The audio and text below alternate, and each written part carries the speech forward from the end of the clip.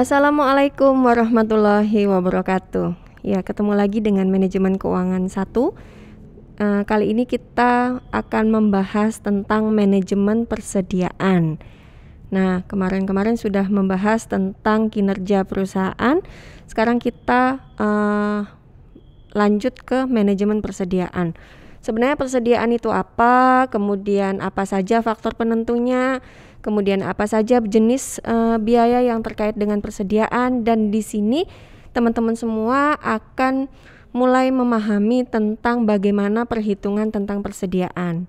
Sehingga di sini adalah peran kita bagaimana agar tepat persediaan itu ada, tepat dengan jumlah biaya yang minim, kemudian unit yang kita siapkan itu tepat. Nah, di sini mahasiswa akan memahami tentang pengertian persediaan, kemudian faktor penentunya persediaan apa, jenis biaya yang berkaitan dengan persediaan, kemudian nanti ada perhitungan persediaan supaya tepat, tidak lebih dan tidak berkurang. Nah, teman-teman di sini pastinya sudah bisalah apa sih sebenarnya persediaan. Nah, persediaan itu apakah sama nantinya di perusahaan perdagangan, jasa, manufaktur, apakah sama? Nah, di situ juga mahasiswa atau teman-teman di sini harus memahami sebenarnya persediaan itu apa. Berarti kan persediaan itu barang atau bahan yang dimiliki oleh perusahaan yang tujuannya untuk dijual lagi atau diolah kembali. Nah, kalau tidak ada persediaan, apa yang mau diolah? Kalau sampai kekurangan persediaan, bagaimana? Itu kan juga perlu dipertimbangkan, sehingga persediaan ini harus pas dan harus sesuai, serta mempertimbangkan apabila misalnya itu barang kadang langka.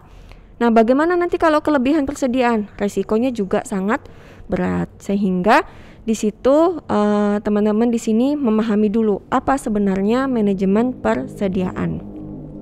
Nah, di sini yang saya sampaikan bahwa perusahaan dan persediaan beda-beda. Ada di sini perdagangan, ada jasa, dan ada manufaktur.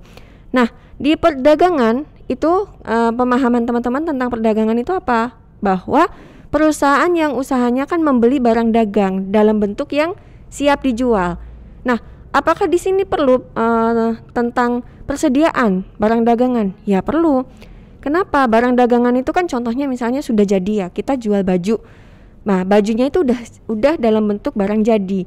Nah, apa yang disebut barang penolong, Bu? Nah, barang penolong ini apa kalau misalnya kita jualan baju? Nah, teman-temannya pastinya udah tahu ketika kita menyiapkan baju. Nah, barang penolongnya apa? Ada plastik, ada labelnya. Nah, itu jenis-jenis barang penolong. Jadi, barang yang mendukung barang dagangan itu supaya misalnya kemasannya bagus. Seperti itu. Kalau barang kantor wajar lah, pasti ada. Nah, kemudian di perusahaan jasa, karena perusahaan jasa itu kan yang kita jual adalah jasa, maka persediaan barang itu berupa barang pembantu, misalnya ATK.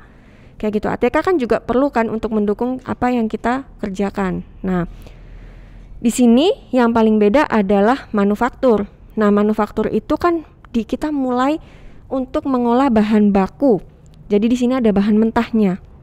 Bagaimana bahan baku itu disiapkan di gudang untuk nanti diolah menjadi barang setengah jadi, kemudian menjadi barang jadi. Nah, itu 3 hal yang harus kita bedakan antara perusahaan dagang, jasa, dan manufaktur. Nah, di sini adalah pemahaman teman-teman apa? Bahwa perusahaan dagang sudah ada barangnya, kemudian siap dijual.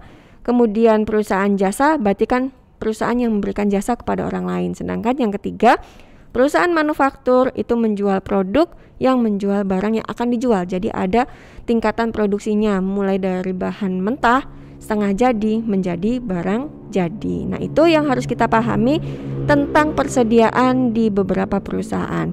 Sekian dari saya untuk memperkenalkan sebenarnya penting nggak sih tentang persediaan. Wassalamualaikum warahmatullahi wabarakatuh.